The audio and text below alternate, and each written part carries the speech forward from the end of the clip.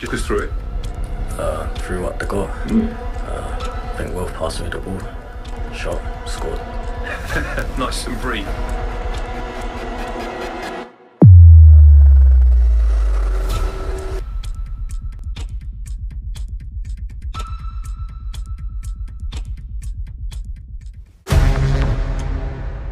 We are live. Welcome back to the channel. It is Chosen Wisdom Football, a channel for the people who like to use their brains. This is a thinking man's channel. I hope you guys have had a great week. It is Friday, which means it is your news, updates, and more importantly, your match preview for the Manchester United versus AC Milan match tomorrow. Big up the community, big up the chat. I see Atro in the building, I see Turkish in the building, and I see Atro's already started. He's already started with the whole Amorim. Yes, we are going to face Amorim tomorrow, and my gosh, can you feel it, people? Can you feel it? Are we going to pull Amorim's pants down and give him a little spanked bottom? Is that what's going to happen tomorrow? I think most of the fans want that to happen. We want to send Amorim with his tail between his legs. All this suffering and more suffering and even more suffering that he chose to. He chose to put us through and try to convince us that it was a necessity. Big up everyone. We're going to start with the topical stuff. We're going to start with the news. Smash the likes if you can. Subscribe if you are new. Turn on your notifications. Do all that nice stuff. Big up Atro. Let me touch base with the chat before we jump into the news. We got the Carrick interview that everyone's talking about. So I thought, why not? The season is a week away. Carrick's done a long interview. He said a lot of things. So let's look and have a chat about what Michael Carrick has actually said. What has the manager said in this long interview that's got everyone talking? He's spoken about the fact that we need and he wants more signings, guys. He wants more signings. There's news on Rashford. We have doubled down with regards to Marcus Rashford. He is our player. Apparently, he's not going anywhere. Carrick also spoke about his midfield philosophy and the transfer strategy. Also, guys, question: can we win the title this year? Maybe a difficult question to answer based on, let's say, the little transfer activity that's taken place, but can we win the title this year? Anyway, with regards to transfer news, not a lot of hard news. I'm going to be honest, I'm not going to sit here and make up stories about the transfers like other channels do. I'm going to give it to you straight. I'm going to tell you what is what. And there is not a lot going on with regards to transfers, even though, guys, we are 1 week away. And I've said before, I'm not going to say anything. I'm not going to be scared. I'm not going to cry. I'm not going to shout and scream because we have time, but time is running out.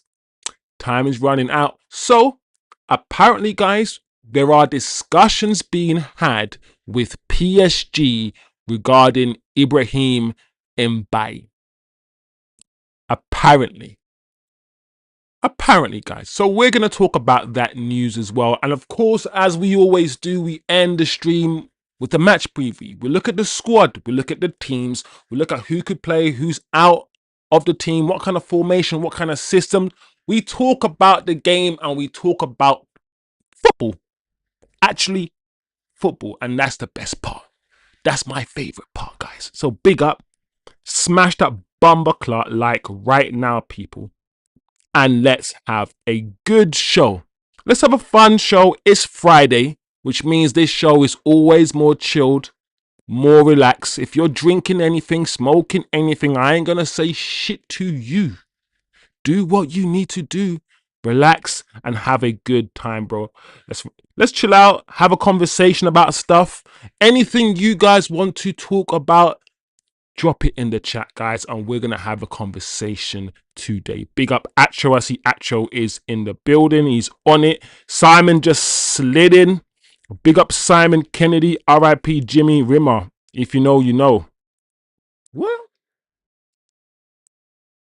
Let me see what's going on. What's going on here, people? What's happening? What's going on? What's going on? What's going on? What's going on? Oh, snap, yeah. Former Aston Villa and Arsenal and Manchester United goalkeeper dies. I didn't hear, but when did this happen, Simon? How comes? Was it just recently, as in just now?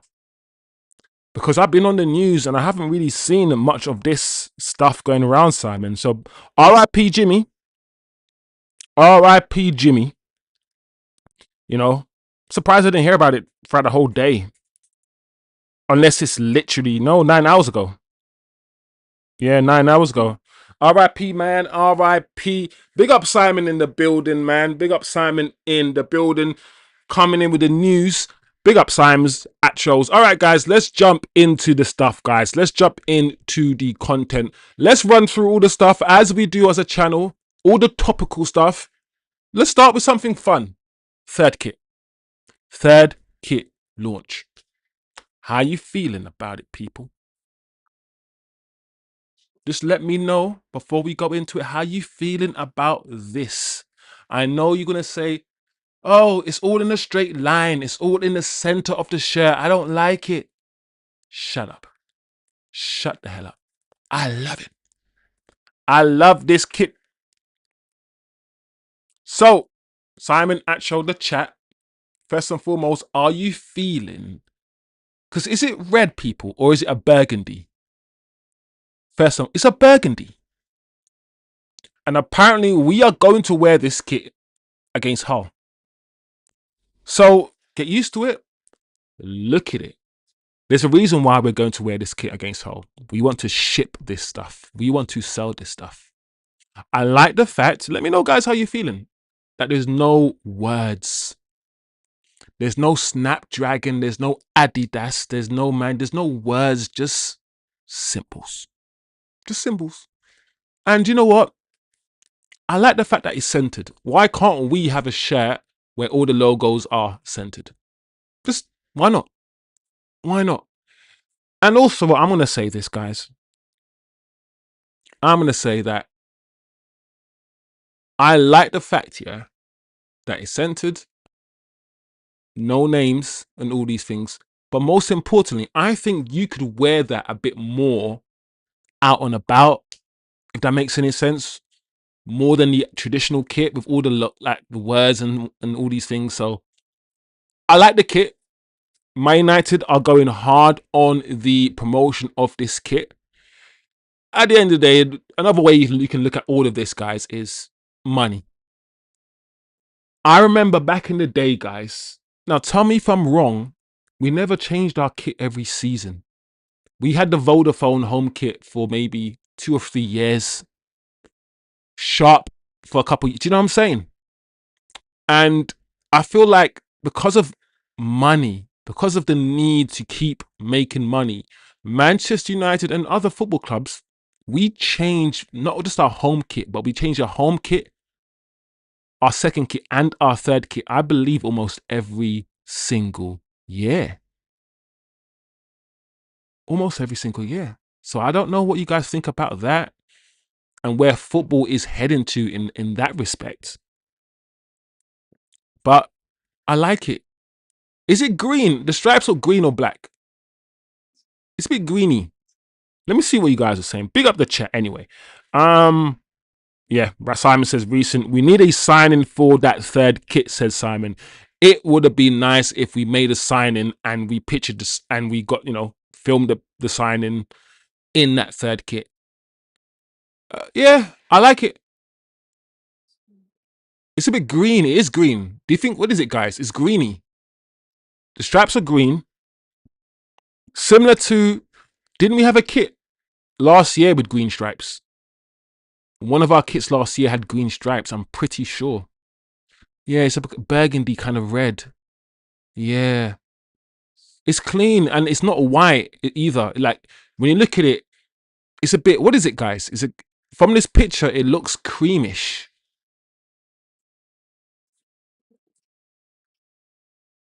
You know?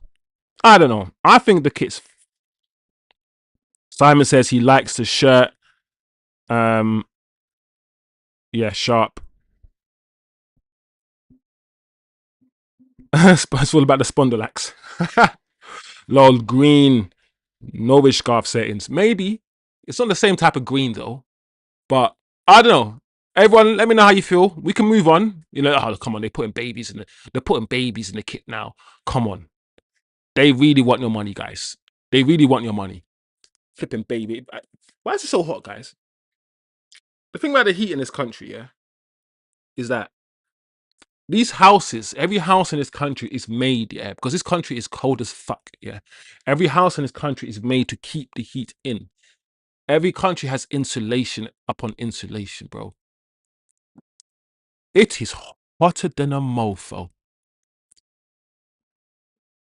It's hotter than a mofo. Anyway, big up people. That's a kit. Some nice, positive things. I might get the kit, guys. I might get the kit. I went through a phase where I said to myself, I'm never going to give these guys my money. I'm never going to give these Glazers my hard. I'm not going to go to work and then give them £70 of my money. But then I don't know what's happened, guys. I'm sucked.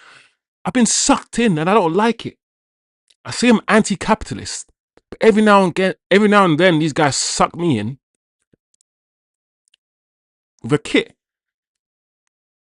They suck me in. They suck me in, and I hate the fact I get sucked in. But it is what it is. You gotta have some fun, guys. Gotta have some fun. But big up. Anyway, let's move on, guys, to some juicier stuff. Carrick has spoken. The man in the chair has spoken. We all know Carrick as a footballer. And we kind of getting to know what Carrick is like as a manager. Right? What he likes, what he doesn't like, the type of football he wants to play, how he sees football. All of these things. So let's have a look at some of these quotes. This is the main takeaways from Carrick's interview. I've watched the interview. It's a good interview. If you haven't watched it, I suggest you watch it. But either way, we are here now, and let's just go through sort of the main things that Carrick has said. It is important for us to understand Carrick. So, when Carrick was asked about more signings, and we're going to talk about this, and guys, whenever you want to stop me or talk about anything, just jump in the chat and let me know. So on more signings, so this is the thing that's got everyone still hopeful. Carrick confirmed during that interview that United still want more additions. He believes the squad has a decent balance, I remember this, but he said that they need to keep pushing for more. Specifically, this is what the quote, I've put it on screen for you guys if you want to see it yourself. Fabrizio has reported on it. And he said, we would like more. We are pushing for more. There's one or two areas where we'd like to improve. So, that being said, left back. Carrick strongly hinted that left back is one of the positions United want to improve. Lewis Hall and Miles Lewis-Skelly are expensive possibilities, while George Salinas represents a cheaper option. That's the opinion of the reporter. But Carrick hinted at the fact that a left back is on the cards. Third midfielder. Another midfielder remains possible. But Carrick stressed United will only sign someone who genuinely improves the squad rather than buying for the sake of it. Striker. United are also continuing to assess the market for another centre forward. Cool. We can stop there. And let's stop there for a little bit and try to dissect what Carrick has just said right there. First and foremost, he has come out in an interview and has said to the world, to the public, that Manchester United want more signings. That's it. It's done. He would not have said that if that wasn't true. So, and even if it wasn't true, Carrick has come out as the manager and he's declared that Manchester United want more signings. So, does that mean we are going to actually get those signings? No, it does not mean that. But, however, for Manchester United to allow the manager to come out and say we want more signings, and for them, because what does that do, guys? It amps the fan base up. It raises our expectations. And United don't really like doing that sort of stuff. So I would be very, very surprised after this interview if Manchester United do not pull their finger out of their backsides and make more signings. Because what's going to happen if Michael Carrick comes out and says we want more signings and we don't make more signings? You're going to see, and we're going to start talking about a clear divide between Michael Carrick and Ineos. That's what we're going to be talking about. And I don't think Ineos want that. Because 99.9% of people are taking Carrick's side over Ineos every single day of the week. He's come out and he said left back and a third midfielder. So in some ways, Man United in this interview have left it less vague now. They've left it less vague. They boxed themselves in this Carrick interview a little bit. That's one of my takes from the first, especially the first bit of this, the first few sentences. That's my take on it.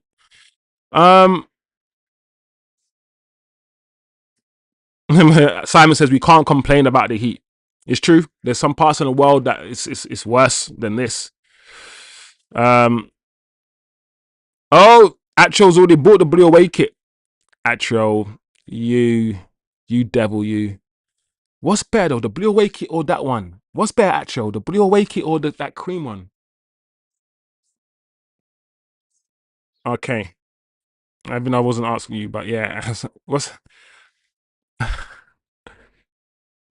I finally got another techie centre forward, says Atro. Simon says us fans know what's needed: a left back, a midfielder, and a striker, says Simon. Atcho says a striker is fine. We just need another midfielder and a left back and a centre back as well. Simon says the owners have to back Carrick or there is a... Simon, that's exactly what I'm saying now. That's exactly what I'm saying. So this is actually important. It's important because when's the last time you heard the manager, Simon, you guys, come out and say, I want and we want this? Usually it's like the club are trying to do this, the club are trying to do that, and they keep a distance. But Carrick is very clear here. Very clear here, guys. So big up, man. Big up. Let's carry on. We got time. We've got time, guys. Tielemans and Santos. Let's find out what Carrick thinks of Tielemans and Santos, because I know what you guys think, and I kind of know what the general consensus is. So Carrick is delighted with both signings. He particularly praised Andre Santos's maturity, personality, and leadership, while highlighting Tielemans' quality, experience, and ability to connect the team. Boom. He knows, guys. This one, I like Carrick. I'm enjoying the fact that Carrick is our manager because he likes football. He likes tech. He loves tech people, and it makes me happy. Everything he said about Santos is what I think. For a 22-year-old, from what I've seen so far in pre-season, his maturity on the ball, his personality. Bro, he's 22 and he's got 2 kids and he's married. He's 22 got 2 kids, and bro, what was I doing at age 22? Bro, I ain't married. Bro, I'm not getting married at age 22. Are you fucking like, are you crazy? For all the girls out there, I'm getting married. Fuck off, bro. So man is 22 and he's married with 2 kids. And you can tell he's got leadership skills when he's receiving the ball on the half turn, dictating the play, bouncing the ball off people. Santos has surprised me. Has he? Has he actually surprised me though? Yeah. Yeah, a little bit. A little bit. So I agree. I agree, Simon. I agree with the chat. I agree. And I think, Simon, was it Ancelotti, Simon, that had him initially about two years ago or something in Brazil, and he said that he's going to be Casemiro's heir, but he didn't take him to the World Cup. So yeah, Tillemans, we know what Tillemans will bring. We know what Tillemans will bring. So let's read on, because Carrick also then speaks about his midfield philosophy. His midfield philosophy. Yeah. Carrick wants a midfield built around technical quality. Guys, this is making me excited. Intelligence. Oh, some Gary Neville. No, Gary Neville's like, oh. Sorry, pause. Yeah. Anyway, sorry. And passing. Technical quality, intelligence, and passing.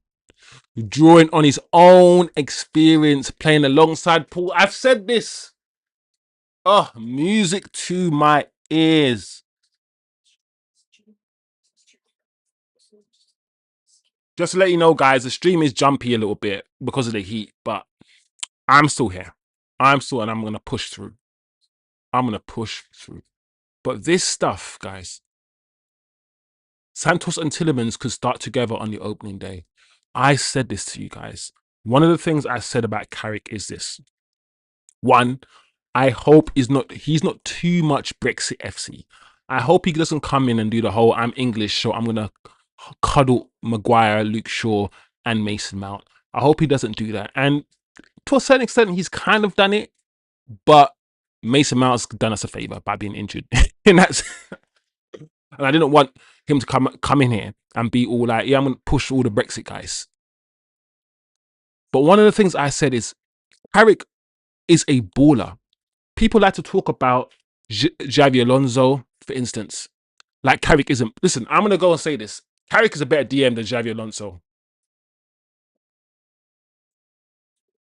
He's better than Xavi Alonso. Fight me if you want, bro. So, and he played next to Paul Scholes, and I kept saying to you guys, he played with techie ballers in a techie era. All these Xavi Alonsos and Carricks, these guys want teched off midfields, bro. And I'm so happy to hear that. Yes, he could go down the running pace, power, bully, but he's like, you know what? If my team can keep the ball and know what to do with the ball, then what we're doing here. So I am happy. We kind of understood this. We thought about it and we kind of worked it out. Do you know what I mean? Because I said, we will know what kind of football Carrick wants to play, what his philosophy is once the transfer window starts and we start seeing what kind of signings Carrick makes. If Carrick is buying the Belebas in midfield, then we know what Carrick is on. He didn't do that. He could have said yes to Edison. Edison was through the door. Edison, yeah, clearly is an Amorim-ish target. Clearly is a club target for 2 years ago. And I'm now, especially reading this about Santos and Tillemans, I'm now starting to believe that Carrick saw the Edison thing and said, do you know what? I'm not on it. I want tech, man. I'm now starting to believe Carrick said no to Edison. Yeah. So we have our regista in Carrick who understands how important that role is. And that's why we're also getting this Adam Wharton thing is like kind of resurfacing a little bit, guys. because Adam Wharton makes sense. And if we get Adam Wharton, guys, I'm not gonna lie, I might take my top off and do something stupid. I might have to. I might have to do something dumb if we get Adam Wharton. Something foolish. Because I've said many, many times, there's not many players I'm gonna break the bank for. The Chouameni stuff and the Camavinga, all of these things, yeah, great. But you know this Adam Wharton guy? You see Adam Wharton? Brother, I'll rob a jewelry store and help Man United pay for. I'm joking. I'm joking. YouTube, don't come find me. Please, I'm joking. But I like this. Anyway, let's read on. Let me touch base with the chat. Big up Quaku in the building. Yo, Quakes, bro. How you doing, Quakes? Interesting take. I won't argue that up or down. Simon says Carrick was a midfield general, unsung hero. He knows what's needed. I support his choice of Simon.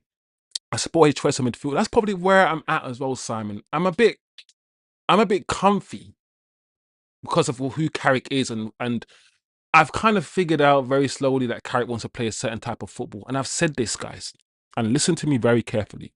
The end goal is not no double pivot Bruno 10 business. The end goal is to have the 3 players just teched off, just keeping the ball. If you can get Kobbie Mainoo, bro, I'm just getting excited. If you can get Kobbie Mainoo, yeah, Santos and Tielemans, yeah, just doing rondos, just keeping the ball in that midfield, it's done. It's a madness, bro. You can't, because you know Tielemans is secure with the ball, Santos is secure with the ball, and you know Kobbie ain't losing the ball. Right, so those 3, I can't wait to see those 3 in the midfield. It's going to be dumb. And based on what I saw in the first half against Leeds, get excited, guys. I'm getting excited. Anyway, transfer strategy. Let's read on to see what Carrick is saying about the transfer strategy. Yeah, it's just confirming really that we passed on these big deals for these players and we went to Santos and Tielemans, which we already know, to be fair. But also, which is important, and I haven't really put pressure on Ineos. And you guys could argue that I should be putting more pressure on them. Maybe. But United's net spend right now is only around £30 million, guys. We forget that we got the Hoyland money. We got the Hoyland money in. So our net spend is low. We got VTech sales. Yeah, the money for VTech. The money for Greenwood. Don't forget, we got that sell-on clause. Was it 30% sell-on clause, guys? Greenwood. So we've made money and we've hardly spent any money. And I have to understand, I'm on the understanding that we usually spend about 200 net. So my question for the chat is, do you expect, and I'll be so disappointed, do you expect, this is the narrative, when we get to the Champions League, we spend less money. When we're out of the Champions League, we spend more money. Kind of backwards, because you need to spend the money to stay in the Champions League. And the reason why, you could argue, I'm going to put it out there for you guys, we don't stay in the Champions League is because these guys do the whole, oh, we're in the Champions League now. We made it. Oh, what, buy players? Why we need to buy players for? We're in the Champions League. I hope that does not happen. That is a narrative out there. How true that narrative is, you guys will tell me. But we don't want that. We don't want that. The narrative is still, though, that United have money and they will spend it when they see fit. And I hope that is true. We are just a few weeks away from the end of the transfer window. We are 1 week away from the start of the season, guys. 1 week. Talk to me, people. Talk to me. Let me touch base. Quakes. What's Quake saying? Carrick wants players who can play a pass and are secure. We need another midfielder for sure. I'd 100% take Adam Wharton and grab Sarr while you're at it. Quakes, You're on my train. You're on my wave, bro. You're on my wave, bro. Okay, I'm gonna put it out there in the chat. We've heard also this narrative, and I say narratives because I don't know if it is a fact yet. I haven't done the investigation myself. Adam Wharton off the ball. People are not looking at Adam Wharton because off the ball, Adam Wharton isn't tenacious, isn't aggressive. What? Talk to me. Why do you think right now there isn't a queue for Adam Wharton? Because in terms of, he is Michael Carrick, bro. He's the closest footballer right now in the Premier League to Michael Carrick. To a Rodri. To that Regista. Santos, what Santos is doing is good. But there are better out there than even Santos at doing what he's doing. I don't know yet that if Santos has the complete passing range to sit there and do what I want him to do. So far, it is good. But is Santos going to do that 60-yard pass to Mbumo from the defense? Is he going to do that, Santos? I don't know if he is. Punch the ball into your feet. 10 yards, 20 yards. Clipped passes. Yes. But those Carrick, Paul Pogba passes, those PLO passes from deep, I don't know. I don't know. I don't know. But not everyone, the one thing I need to understand as well is not everyone needs to be like everyone. Hence why you have a team. You mix and match. Let's move on. Let's go on to see, read on to see what else Carrick has said, people. Marcus Rashford. I'm laughing because I know how much this topic stirs up with Manchester United fans. I know how much it's like it's a black or white, love or hate. There's never no middle ground with this conversation of Marcus Rashford. It's always toxic, and I get it. I do get it. I'm not gonna police people's feelings, not really. But this is, I think I'm now starting to just come to terms with the fact that Marcus Rashford will be here for the next year. And I could get angry, I could get annoyed, but you know them ones where I'm like, I can't do anything about it. And sometimes you got to pick your battles. So if he stays, I'm all right. I'm okay. If he leaves, I'm okay. And the reason why I'm okay, guys, is because he's not our future, and we don't. You know when when the club says we do not want you. So even if he stays for this last year, he's gone next year. So there's nothing to worry about. There's no longevity. It's like Garnacho. I've got rid of Garnacho. He's gone now. I don't worry about him. Sancho, I don't go into Sancho's DMs. He's gone. So that's my thing. I've said this before. If Rashford can come back into the squad, understand he's not the first team, not the first name on the team sheet. Understand he might not start loads of games. Understand that Man United don't need you like we did before. You could, back in the day, just stay up there and not track back because you were the guy. You can't do that anymore. And two, we kind of need everyone to track back, bro. Long are those days where we have one or two marquee players who don't run back. Hence why it's hard for me to see beautiful football. The Neymars and these guys who don't do a lot of tracking back, they're getting frozen out for runners, for pace and power. And so the football we're seeing is not as good. We get it. But as long as Rashford comes back, he works, tracks back on that left-hand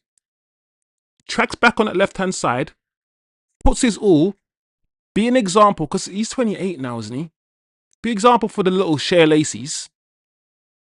Play his little 10 to 15 games this season. Contribute to about 8 GA, 5 goals, 3 assists. The fans, listen, guys. When he scores his first goal, what are you gonna do? Oh, we won 1-0 and Marcus Rashford scored. No, they're gonna sing his name. So I don't know, guys. My thing has been clear. I do not want Rashford at Manchester United. I do not. But he's here. So what can I do? And while he's here, as long as he does what he needs to do, cool. Cool. Because I'm telling you, with 2 minutes to go, Rashford coming on the bench for Cunha, slapping one in the bottom corner. Everyone's gonna forget. Just like everyone forgot Maguire went to prison in Greece. Oh man. And that will be the end of it. Michael Carrick. Rashford is our player and he's come back great. I've known him a long time and he gives us something a little bit different. He does. Yes, his back problems means he's slower. And I've said it many times. If you guys watched me 2 years ago on this thing, I was saying these pace and power players, the players that rely on doing a step over and then kicking the ball past somebody and running, the Rashfords, for instance, and the Mbappes. And then there are the wingers who don't have the pace. They can't do that. So they rely on slowing the ball down, watching your body shape, using their body, step over, and trying to off balance you. I don't know, the type of wingers like that Sancho-y, Ahmad, Yamals. Those are the slower wingers who are more technical, who don't have the pace to just kick the ball past you and run, have to rely on their technique. And I've said before, when Marcus Rashford and all these back injuries, once he loses the thing that makes him scary, once he loses that electrifying pace that he had at 19, 20, 21, 22, when he just run past people, he's going to have to either change his game and rely more on his technical ability, or that's it. That's it. So it is what it is. There is a chance still. The window is still open. So all of this being said about Marcus Rashford's stay and all of this stuff, there is still a chance that Man United still sell Marcus Rashford. And all of this conversation will just be pointless. But big up, people. Let me touch base with the chat. Let me touch base with the community. Let me see what the vibe is, what people are saying about all of these things. Adam Wharton, top 5 passing ranges. Yeah, Adam Wharton, when it comes to his passing, is high on every metrics. He's high on every metrics, Quakes. I think I've already said Adam Wharton is, for me, the ideal midfielder. He is. Simon says, in my opinion, Santos is as good as Anderson, if not better. This season will confirm it. Simon, I like the way you think. Not a lot of people will be brave enough to say what you've just said. Because it's not the common thing. It's not the normal thing. So we can't say it. I would somewhat agree with you. I think technically, Andre Santos might be better than Anderson. What Anderson might have over Andre Santos is the ability to cover the ground. But I want to put it out there as well, guys. Don't forget Michael Carrick, yeah? He came in and he changed our midfield, yeah, from a Roy Keane, who is kind of like an Anderson. Roy Keane, Elliot Anderson, yeah? Adam Wharton, Michael Carrick. Man United went from a more aggressive midfield to a more controlled midfield when they went from Keane to Michael Carrick.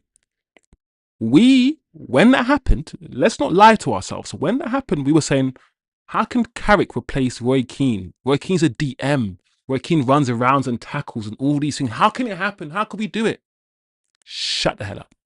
Do you know what happened? We changed the way we played. We changed the way we played. Rather than having a midfielder that engaged like Roy Keane, we had a midfielder who stepped back and intercepted. So while Michael Carrick wasn't slide tackling and breaking people's ankles, he was intercepting the way that Rodri and maybe Fabian Ruiz intercept. intercept, sit back, shield, scan. We played in a different way. So similarly, Casemiro will leave, who is probably closer to the sort of the Caicedo, closer to the Roy Keane, Gattuso, closer to that kind of midfielder than to a Regista, to a Xavi, Alonso, and Carrick, sort of Pirlo sort of DM. So we got rid of Casemiro and we kind of replaced him with Santos and Tielemans. So once again, just like under Carrick replaced Keane, and he's now replacing our Roy Keane midfielders with Carricky midfielders. The same way that he replaced Keane. He sees football a certain way, Carrick. And it is clear as day now for me. It is clear for me. And it makes me happy. Anyway, Kobbie Mainoo, people. Kobbie Mainoo, if he starts against Ruben Amorim, might score a hat-trick. He might score a hat-trick, guys. If there's any team that I want Kobbie Mainoo to rise up and destroy, it is this team. This man, because Ten Hag ruined Sancho. I don't care what anyone says. You guys might disagree. And I've said this many times. Managers can destroy a footballer's career. Ten Hag wanted his boyfriend Anthony in the team. He spent almost 85, 90 million on Anthony. So he had to make it work. He bought Anthony, shoved Jadon to the side, told you lies about him not working in training, all these things. He fucked up Jadon, turned you all against him. The same thing was going to happen to Kobbie Mainoo. The exact same thing. But we stopped it. We stopped it. We were told Kobbie Mainoo couldn't do this, couldn't do that, couldn't do this. Same thing as Sancho. All lies. All lies so he can get his players, bro. I'm tired of seeing managers come in and destroy footballers' careers. So Kobbie, this is your time, bro. You almost never had a future here because of this one man. And I know, guys, we need to back managers, but sometimes I can't back a manager if I have faith in a player, bro. I know I just can't. So, Kobbie Mainoo. Carrick stayed in regular contact with Mainoo during the World Cup and understands his frustration at not playing. He says Kobbie has returned in a really good place and is ready for a big season.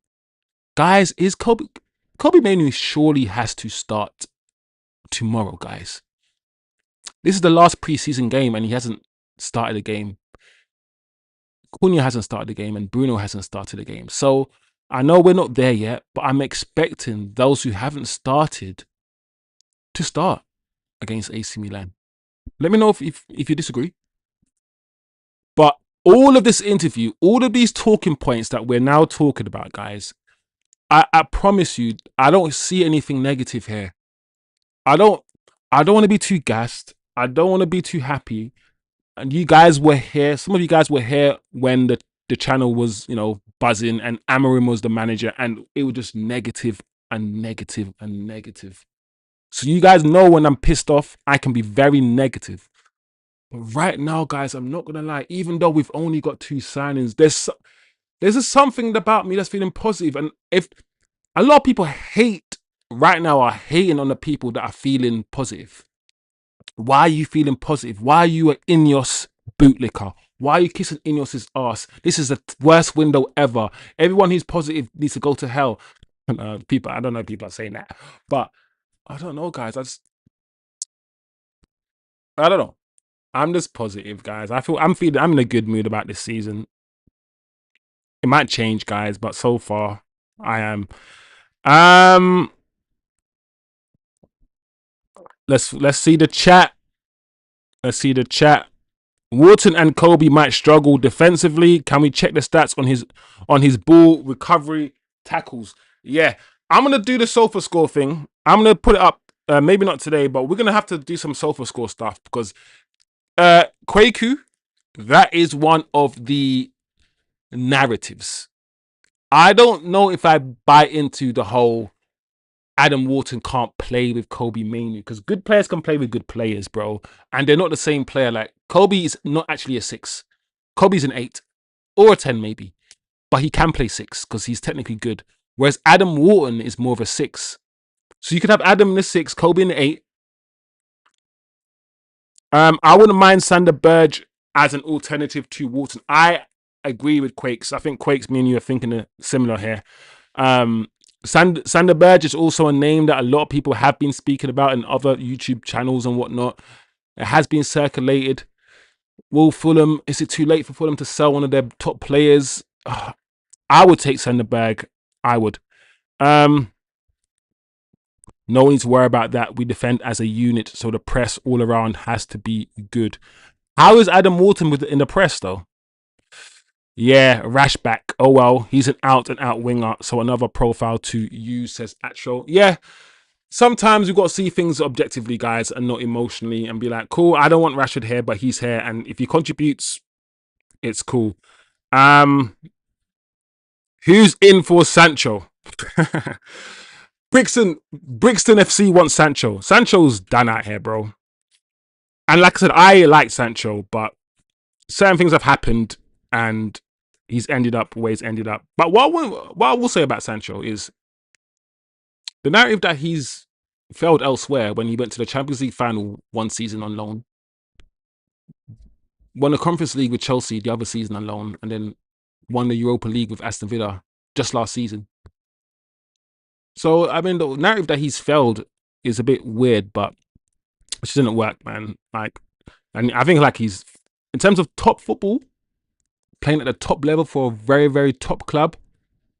Yeah, but his head's not in football. You can tell his head's not in football. It's a shame, but we keep it moving, bro.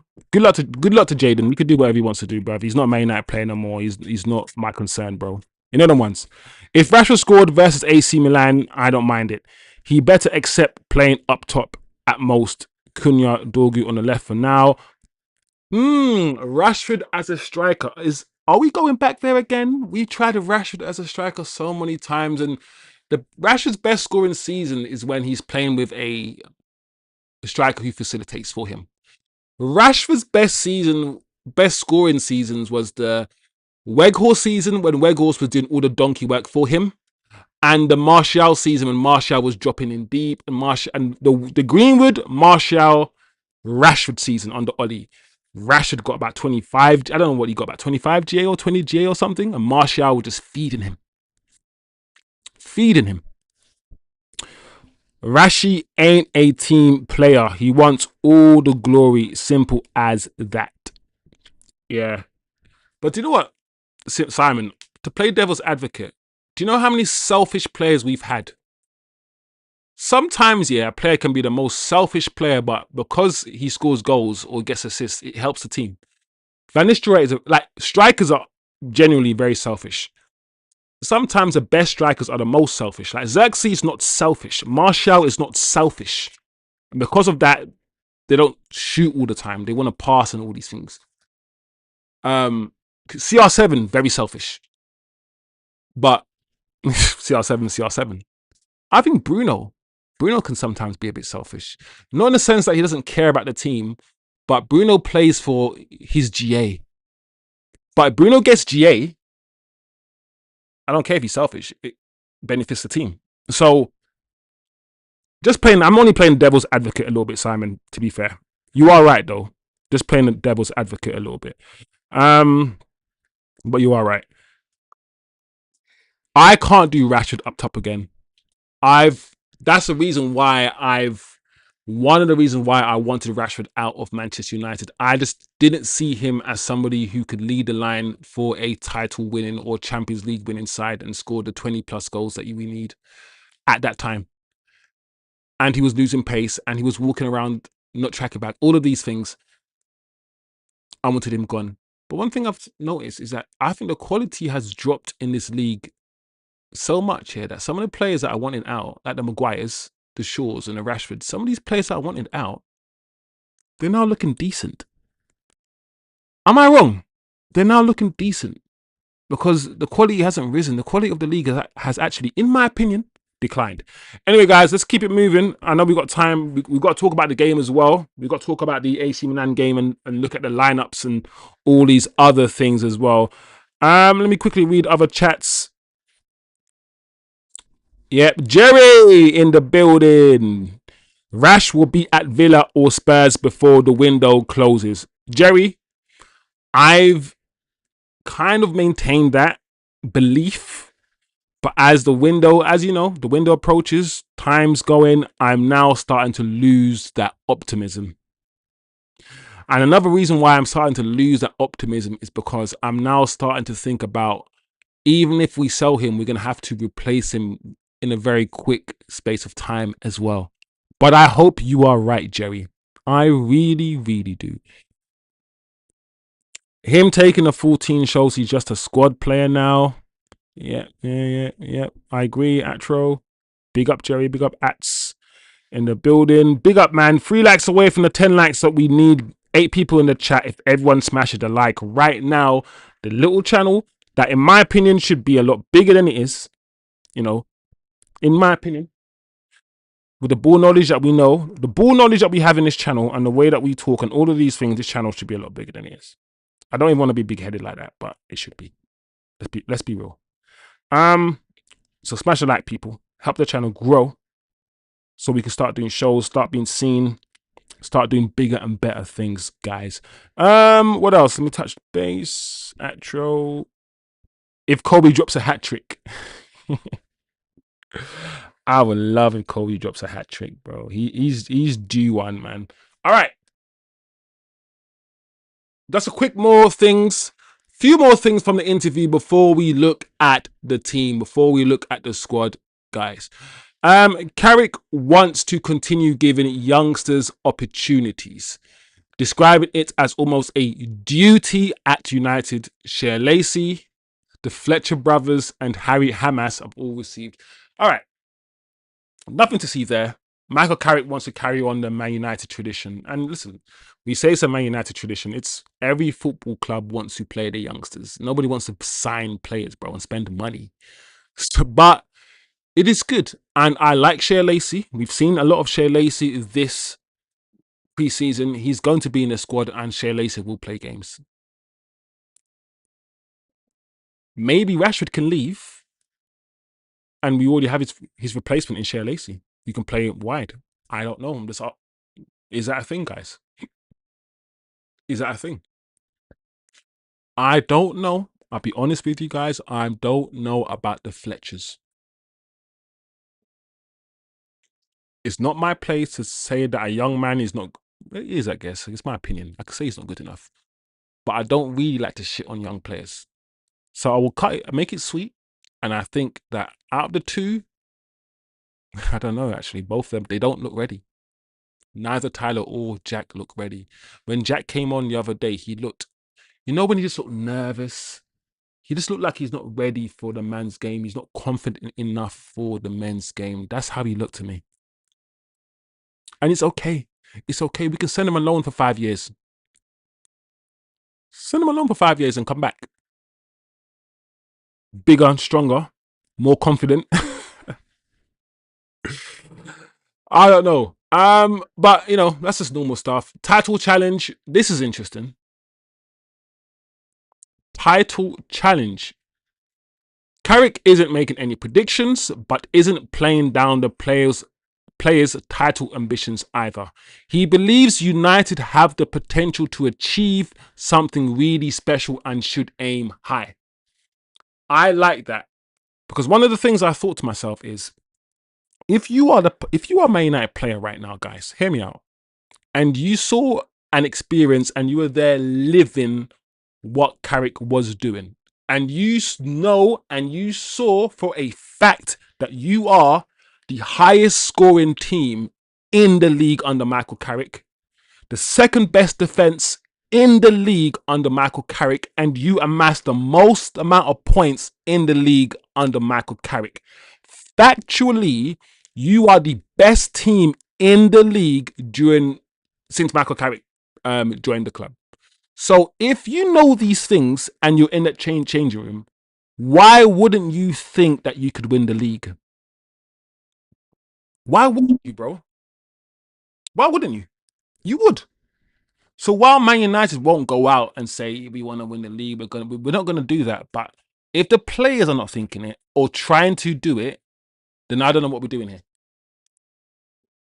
I'm not saying that I expect us to win the league or anything. I'm saying that the players surely must have a belief now, especially watching that dead Arsenal team who can't even score goals with that shit attack, score own goals after own goals, wrestle, score corners, and all of this BS.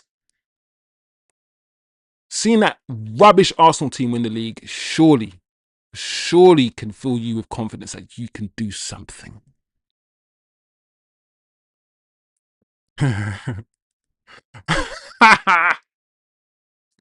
Sorry, I saw Acho's comment. So good. Yeah, Amazon documentary, guys. I keep having to remember that Amazon are documenting everything this summer, and they're going to be documenting everything this season. So all the things like Rashford, what's Rashford going to be like? You better behave, Rashford, because the camera's on your face. And all this nicey image that you put out there, if you're a bit of a, maybe the camera might pick up on it. I don't know. The Amazon directory, the Amazon documentary stuff is going to be very, very interesting.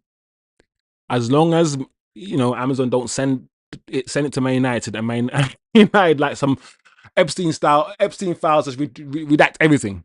I mean, you're not going to put this in the, nope, not going to put this in. And obviously just the basic shit because Man United take everything out. I hope not. I hope we see some behind the scenes stuff, some juicy stuff, some real things, So big up the chat anyway. Let me touch base quickly with the community. All this talk about Wharton defensively, I think he will be calm. He plays in a double pivot, so with a third midfielder supporting him, I think he will be fine.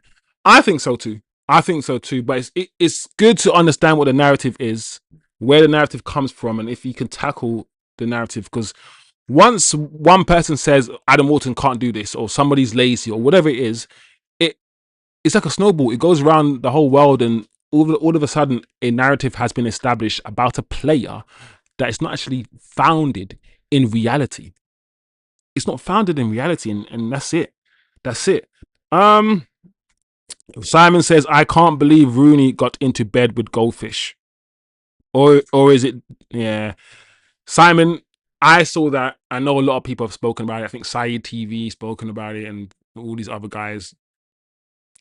I think it's strange that a lot of these guys spent years. These are okay. Since Simon brought it up, Simon, I'm gonna give my 2 piece. Yeah, I think it's strange, Simon, that a lot of the ex-footballers and pundits that were on mainstream TV spent years berating the likes of United Stand and all of these YouTubers, saying that they were just the worst thing ever and they were scum. Remember this and clock it.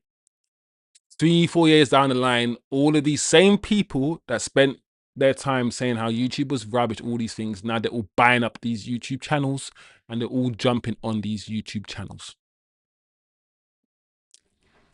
But hypocritical, being hypocrite is not even a word to use right now. It's crazy. So clock that and understand that what I've just said.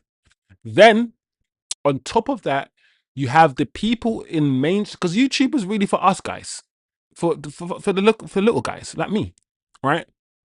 To give my opinion, because you already have Sky Sports, you're already on mainstream TV giving your opinion. You do not need to come into you can if you want. It's a free world.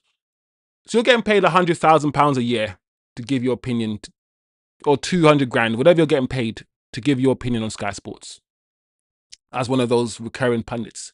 And then you open your own YouTube channel to do the same thing. And while it's a free world, you can do it if you want. It just, to me, it's like, bro, we see you all the time on TV hearing your shit, bro. Why are you now creating YouTube channels and all these things? And also, the third thing, what's funny is that some of these people who didn't even want to do interviews, who never even spoke to the media in their whole football careers, are now making YouTube channels. So it's all funny. It's all hypocritical. It's all about money.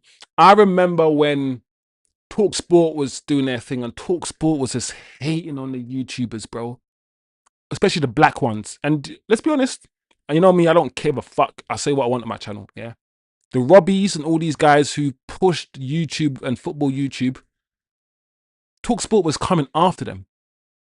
And then what, 3 or 4 years down the line, you're seeing Robbie on TalkSport, you're seeing DG, you're seeing Flex from the United View all on TalkSport. After spending years and years dissing TalkSport, saying TalkSport is racist, all these things, TalkSport waved the money in their face and they just say, cool, I'll jump on TalkSport. Guys, it is what it is.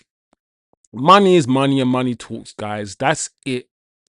Everyone has their morals and have their ethics until someone raises a dollar sign in their face. And that's it. I could talk a lot more about it, but we need to keep it moving, guys. But Simon, that's what happens when you bring up something like that. I go off on one, bro. It's not my fault. It's my brain. Blame it on my autistic brain. And let's keep it moving. Manchester United have opened discussions with Paris Saint-Germain regarding Ibrahim Mbaye. Was it Mbaye? With the club considering a move for the youngster. Are we really, guys? United could pursue a loan deal, although a permanent transfer is also being considered. PSG would reportedly want more than 50 million euros to let Mbaye leave permanently. I'm not going to give my opinion on this story. I'm not even going to give my opinion on whether I think the story is real or legit or whatever. I'm just going to leave it to the chat. Leave it to you guys. Are you guys going to poo-poo this story? Is this story bullock-a-doo-doo? And bullock-a-doo-doo is just bullshit and doo-doo together. Bullock-a-doo-doo. Is this story bullock-a-doo-doo? Is it real? And would you take him? Because I don't know, guys. I don't know. Let's touch base with the chat.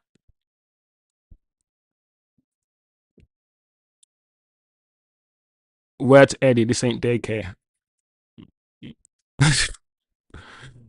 The Fletchers need a loan spell. Yeah, they need a loan spell back home. I'm joking. 5 years loan, baby. Bro, they need a 2 years loan spell, bro, or something, bro. They just look scared, man. This Tyler Fletcher made a mistake in the game and it had me cussing out Dallo, bro, until you guys reminded me that it wasn't even Dallo. Poor Dallo, bro. I was giving Dallo. Poor Dallo, bro. Tyler Fletcher, man, you're old one, bro. Yeah, man, smash the likes, people. We're 2 likes away from getting the 10 likes that we need as a minimum every show now. I'm going to demand it.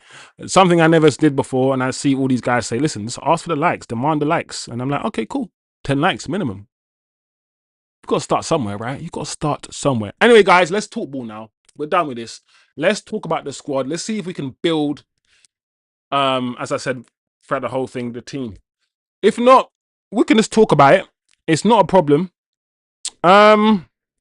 So tomorrow, I love you.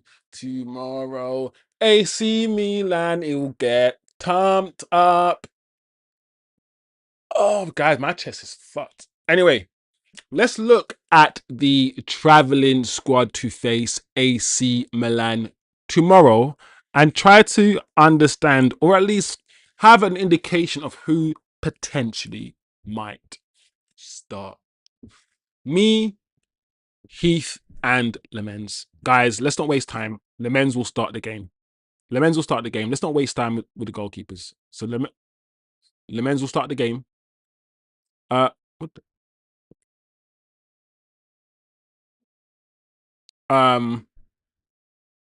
anyway, it's down here. Then we got Heaven, Dallo, Amas, Maguire, Euro, Martinez, Shaw, Mazraoui. and Dorgu. So I'm not gonna lie, guys. You'd think that surely Martinez has to start. I don't know. I say surely because the question is this then. With one game left of preseason to go, what are you doing? Because everyone's got it in their head, yeah, that Heaven and Maguire are starting the season. That's the consensus. If that's true, would you then start? Would you just start Heaven and Maguire tomorrow, or do you give Martinez a game? And if you're going to give Martinez a game, do you then start Martinez? Will Martinez start the season, guys?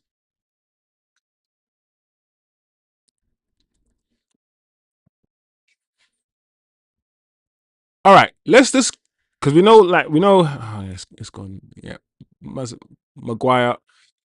This is I don't know, guys. This is difficult. I think the team that starts tomorrow.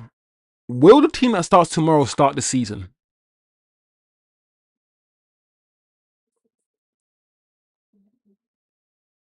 I don't know who Carrick might play then. I need help because if the team that starts tomorrow starts the season, I'm thinking he might start Heaven and Maguire. But if Martinez is fit, surely Martinez walks straight into that team. Seniority above Heaven. All right, so this is what I'm gonna do. I'm gonna do Maguire and Martinez. But really and truly, in the back of my mind, I'm thinking Heaven. So not yeah. Um, Lissandro. There you go. Lissandro Martins. I'm going to do that for now. I will put Luke Shaw left because Luke Shaw, I don't think we need to worry about that. That's baked on.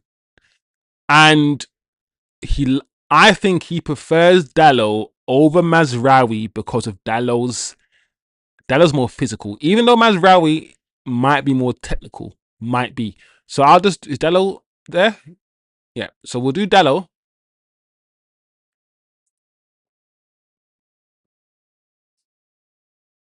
This is where it gets interesting as well, guys. I think Santos has to start again. I think he has to take the. I think Santos will start again, but I don't know because the reason why I'm confused, guys, is because the last game that we played against Leeds, I was expecting a strong lineup, and he surprised me by going with youngsters and mixing it. So in my mind, I'm thinking he might do the same tomorrow. Tomorrow might not be an indication of who's gonna start the next week. It might just be these guys need minutes, and I'm gonna play a bunch of random people that I might not play to. He might do that, and that's why I'm not fully convinced either way. Does that make sense, guys? So let's do Santos, let's do Bruno and Tillemans because, in my opinion, I think you have to play this midfield because this is the midfield. Yeah,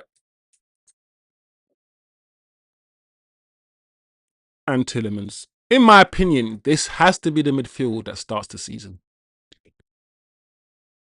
because these three have actually played in preseason. Kobbie Mainoo hasn't played yet. I will put maybe Bruno just a bit above those two. Maybe more of a double pivot, I guess. Yeah, something like that. But I also think, guys, 4-3-3 is where we're going to end up. We will probably end up with a single pivot and two eights because Bruno is an 8 and Tillemans is an 8. Technically, he plays 10, Bruno, but he's an 8. He played 8 for Sporting, he's an 8. He plays 8 for Portugal, he's an 8. But he plays 10 for us and he gets that free role for Manchester United. Ideally, I think Carrick wants single pivot and two eights. A fluid 3 in the middle, almost. The front 3, who would he start? I think he has to start Cunha because Cunha hasn't started yet. So I will start Cunha.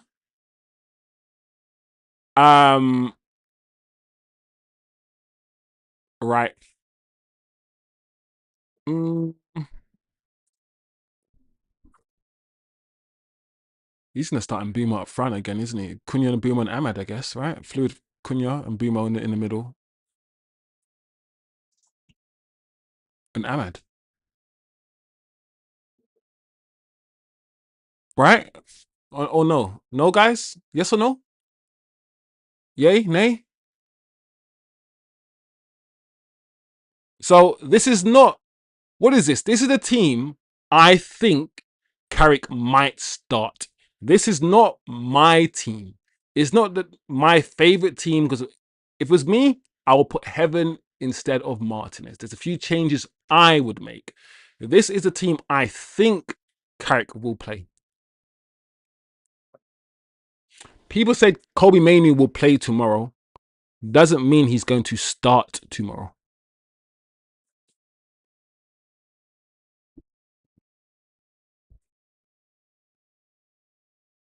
Yeah, Lemen's pretty straightforward. Maguire, he didn't play the last game. You saw Lenny Euro and Heaven. And I'm not going to lie, guys, seeing Lenny Euro and Heaven together in the last game, it was so good to see. Can I also say something, guys, quickly? In the last game when Lenny Euro and Heaven played together, what did we see? What the fuck did we see? We saw us play for the first time in a long time with our defenders in the opposition half, bro. Both Heaven and Lenny Euro at one time, yeah, were both in the opposition half. Almost all our players were at one time. We can play like that if we got speedy Lenny Euro and speedy Heaven at centre back with their recovery. Also, I don't think we're going to miss Martinez's passing from the back as much as a lot of people say we will miss his passing out from the back. If you've watched Aiden Heaven, and if you know anything about Aiden, he's a midfielder at heart. He's a midfielder at heart. He's a very good passer of the ball, Aiden Heaven. There was one pass here in the other game that Lenny Euro played. I think Lenny Euro played it to Brandon Bumo. And I think during the watch along, I said to you guys, who the fuck made that pass? It was Lenny Euro. Lenny and Aiden Heaven will be all right, guys. They will be okay. So I think Carrick will start Dallo and Shaw, because that's just his mid. The centre back pairing, I'm not sure where he will go. Maguire seems like a safe bet. Martinez, I put Martinez in because Martinez hasn't started and he hasn't even played a minute of preseason yet. The midfield, I understand if you think Kobbie Mainoo will start. And if you think Kobbie Mainoo will start, who are you taking out? Because you could take out Andre Santos maybe, because he started all the games already. Maybe he doesn't need any more games. But surely Carrick wants to see this midfield. Surely you'd think that with a week left of training, Kobbie can't start the first game, can he? Kobbie Mainoo can't start. Surely not, guys. Can he? I think he can. But would you? Oh, guys, do you know what it is, yeah? For a very long time, yeah, and this is a good problem to have. We've got a squad, yeah, and we haven't even finished our midfield signings yet. Last season, we only had 3 midfielders, and that was it. We couldn't even look outside the 3 that we had. We couldn't even have this conversation. We couldn't have who should I play? Oh man, Kobbie and Tillman. We couldn't even have that feeling that just the position, the argument didn't even exist. Yeah? Because as soon as Kobbie Mainoo was injured against Leeds and we had to play Ugarte, we died. We died. Yeah? And now I'm like, oh, Tillemans and Kobbie, and bro, it's a good problem to have. It's a good problem to have. Yeah? Ahmad and Bumo, Cunha, I'm not going to lie, guys. We had the best attack last season. I don't care what anyone says to me. The stats show it. The goals scored show it. And the thing about our attack here is that our attackers have the ability to pull something out their bottom. Cunha, slap, bottom corner. And Bumo, slap, bottom corner. Ahmad, slap, no corners. Ahmad, we gonna need you. And Ahmad, I love you, bro. I love you, bro. You're one of my favorite ballers. But this is the season that I'm not a GA guy. I don't overly care about GA, but we gonna need you to shut them people up get some goals and get some assists. Even if it's 5 goals and a couple assists, bro. Something. We gonna need you. You don't have electric pace like you used to, bro. So you're gonna have to change your game a little bit, play smarter, drift in field. We've seen Share Lacey, and we've seen what Carrick likes to do, especially in the first half of that fluid front four. Share Lacey, you, Xerxes, Link, and Bumo all linking up. So drift in field. Cunha does it. If Ahmad and Cunha want to cut in all the time and just do 1-2s and have Dallo and Luke Shaw provide the width and then overload the centre of the park by playing the intricate one-touch football that they can. Ahmad is one of the only players here on that pitch that you can fizz the ball into his feet and he's going to cushion it. Cunha's first touch here can be sometimes funky. Even Cunha sometimes has a funky first touch sometimes. In Bumo's first touch, we've seen it can be smelly. Bruno's, Ahmad's one of the few players on that pitch that I know you're going to give Ahmad the ball and he's got that cushion on his foot. Share Lacey as well. Share Lacey got good first touch as well. So I'm expecting a good game. I'm expecting us to slap AC Milan. I'm expecting AC Milan to be where we were when Amorim first came in. We were confused about the system. We didn't know where to run, where to go. Wing backs playing centre back, all of these madness. I'm expecting right now AC Milan to be in turmoil. It to be rusty and crusty, knowing Ruben Amorim. So we are further along in our development than they are with their manager. And I'm expecting, we've got a better team. We have a better team. So I'm expecting a win, a good Manchester United win. Let me see what the chat is saying anyway. Acho says, I think that will be the lineup for tomorrow. I think Carrick runs that for 60 minutes and then he rotates. Yeah, I think Kobbie will get 30 minutes. I can't see Kobbie Mainoo starting the season. But also, guys, Sesko being injured and not playing any pre-season games. Is Sesko a problem? And not like Sesko is a problem. It's not his fault, but are you worried? Because what is a shin injury, bro? What the hell is that? Are you worried about Sesko, people? Are we worried about Sesko? Because people I want to get rid of Xerxes. I'm like, bro, you want to get rid of Xerxes who's always fit and always ready, but keep Sesko. Cool. I mean, we're not going to sell Sesko. He cost 75 million and we only bought him last year. So we're not going to get rid of him. But I'm just putting it out there. Is anybody worried about Sesko and his injuries? Big up Eddie in the building. Martinez passes are more direct as well. Straight to the forward and it's in the net. Not sure if Heaven has that. I mean, that was true in those 2 passes to Ahmad. But other than those 2 assists that Martinez had 3 years ago or 2 years ago, I don't think he's done that too many times since. But you're right. Martinez has proven, I mean, we've seen Martinez. We've seen Martinez over the last 3 years.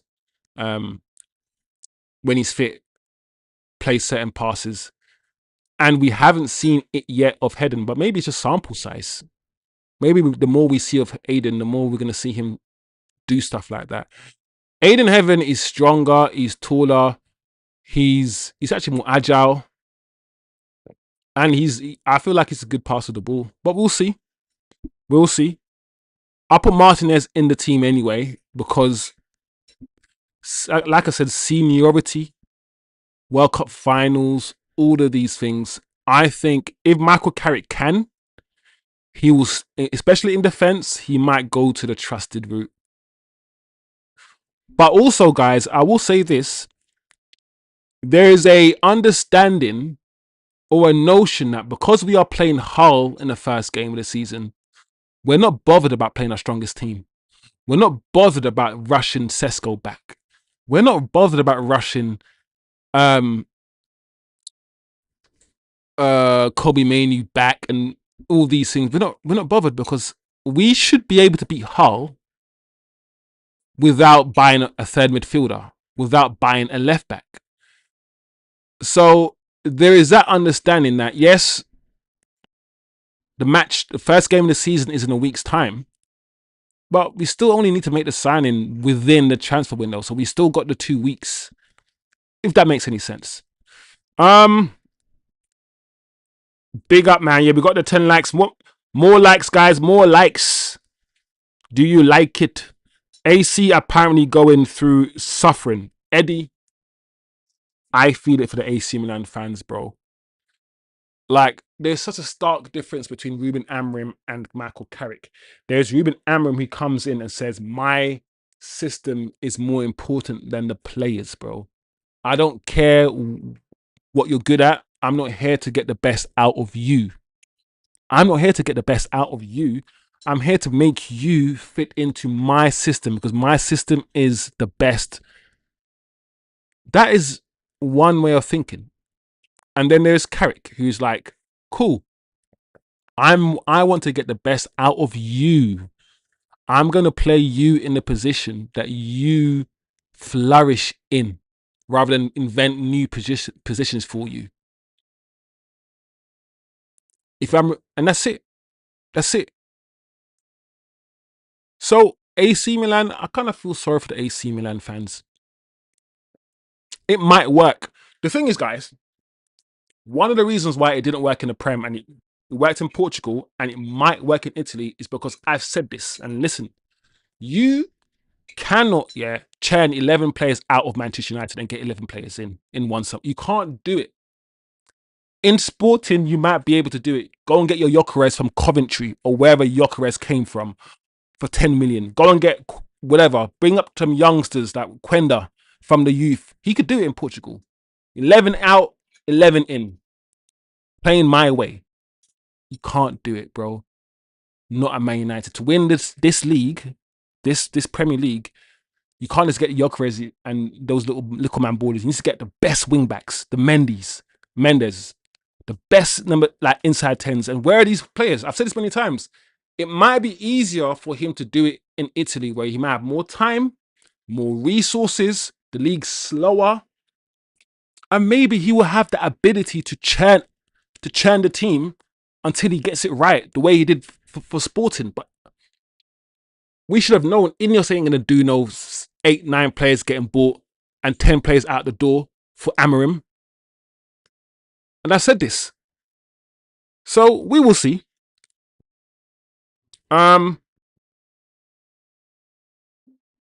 Martinez did it when he came back and in the World Cup, says Eddie. Yeah, man, Martinez is a good passer of the ball, though. I don't buy this whole playing in midfield, though. But Martinez is clearly another centre-back that played in midfield. Maguire is another one. Maguire clearly played in midfield. Yes, you do have your Vidic's, and you do have certain centre-backs that you could tell never played in no midfield. These guys are just going to drag you around and just clamp you and all these things. But every now and again, you get your Rio Ferdinands. And you can tell Rio's a midfielder. You can tell. So it is what it is. It's different types of defenders. I like the midfield defenders, i.e. the defenders that you can see that play the midfield because they can pass the ball. They can pass the ball. I'm hearing Amorim is. We are 4 away from 700 subscribers, guys. Thank you to everybody.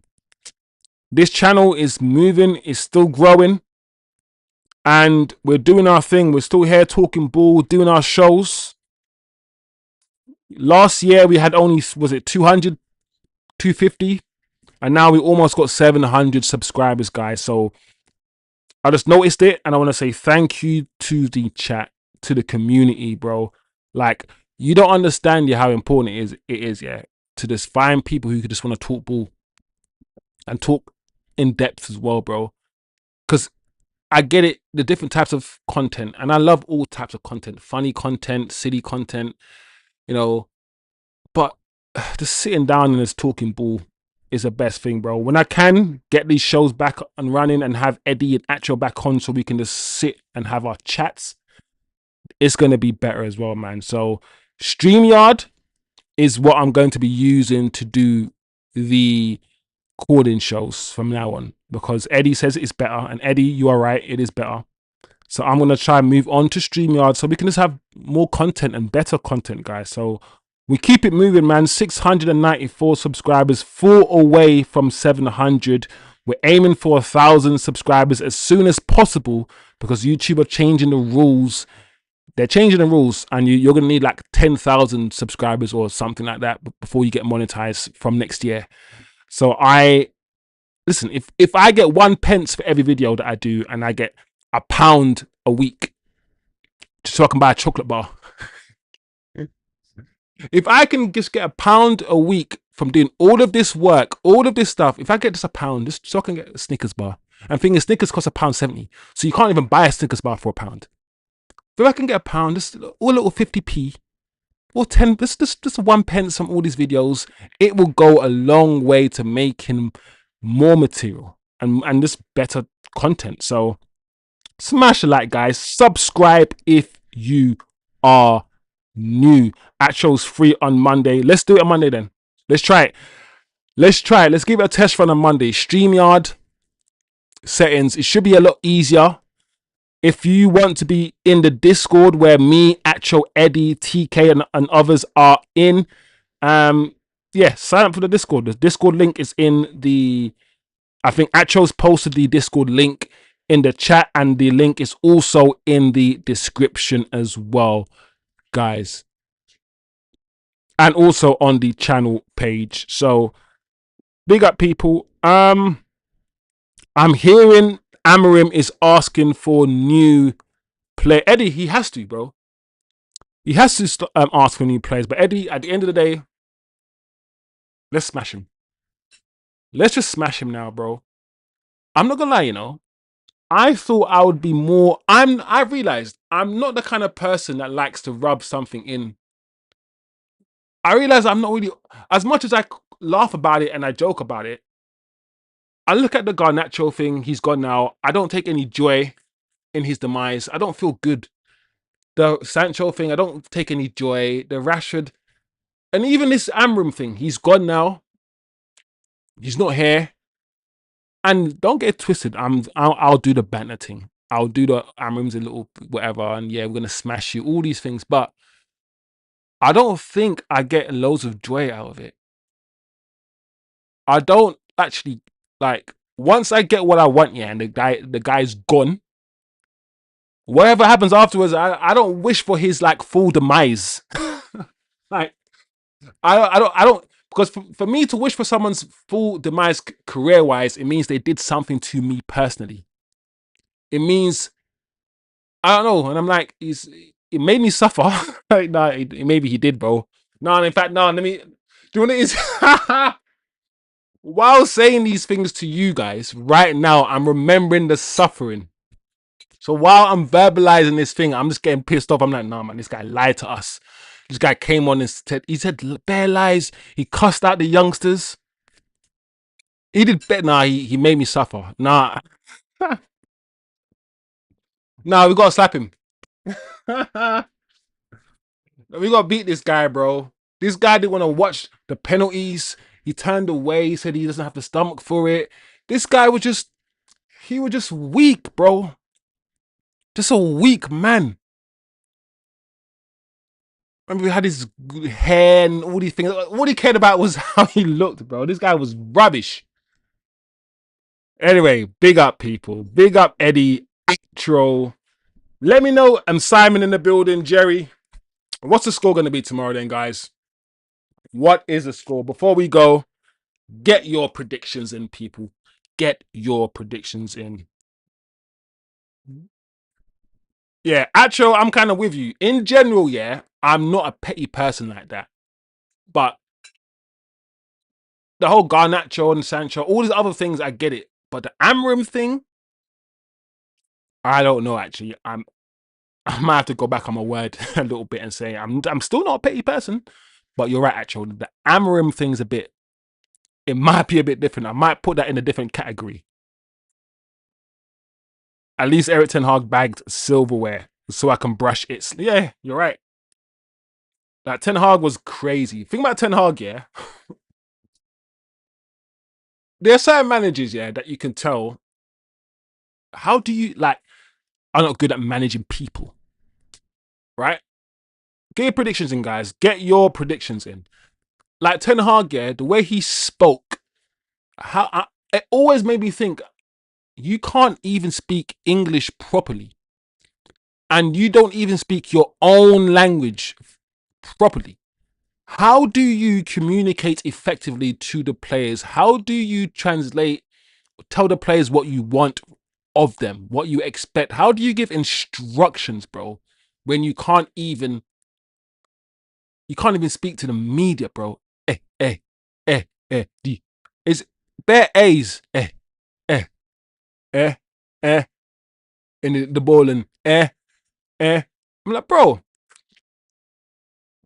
Amorim, yeah.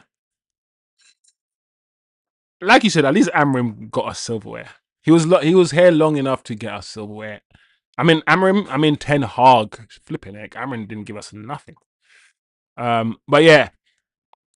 Oh, actual saying 4-1. Do you know what? I think it's gonna be a game. Who's at AC Milan? Is that Portuguese guy still at AC Milan? That winger that everyone tried to sell this summer? Leao. Is Leao still at AC? I don't know. Because I'm trying to think who's AC. Let me quickly look at AC Milan's squad before we. Because I'm thinking, who the fuck did the AC Milan even have, bro?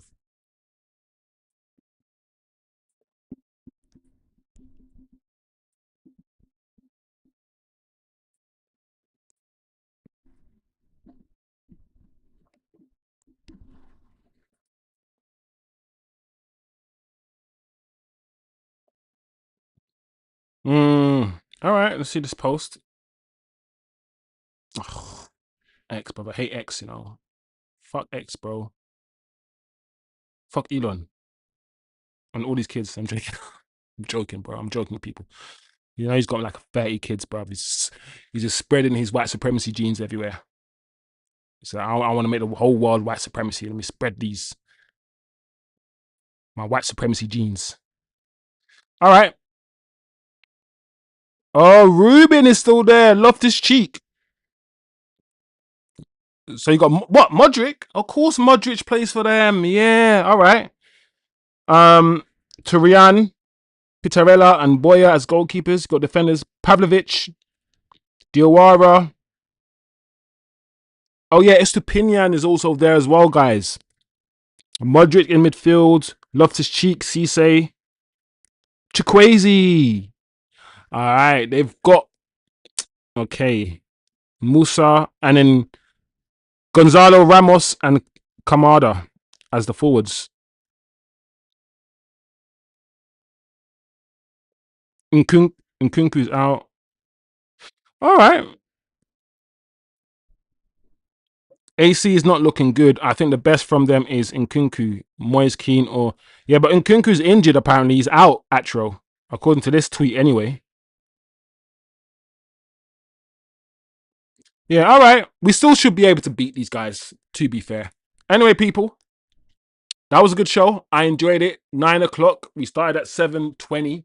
So, an hour and 40 minutes.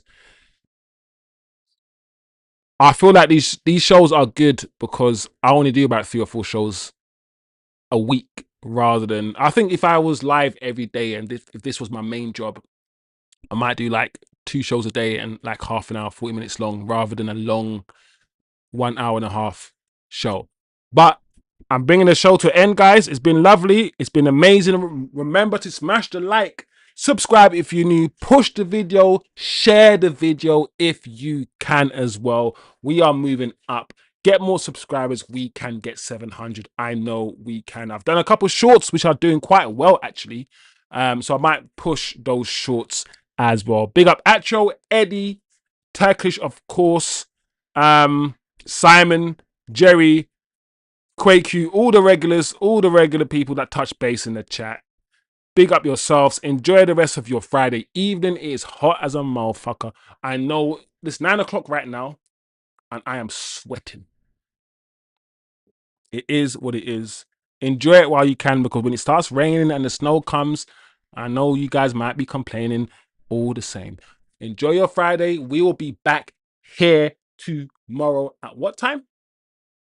Let's see. At 3:45. Big up to yourselves, and I will see you guys next time.